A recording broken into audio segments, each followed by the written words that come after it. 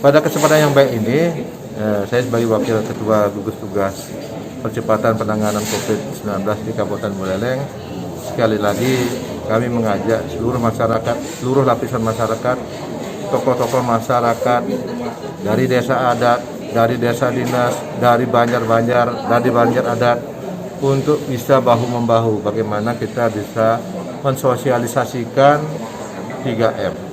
Protokol kesehatan COVID-19 3M, yaitu yang pertama adalah memakai masker yang benar, kemudian sering mencuci tangan, dan yang ketiga adalah menjaga jarak.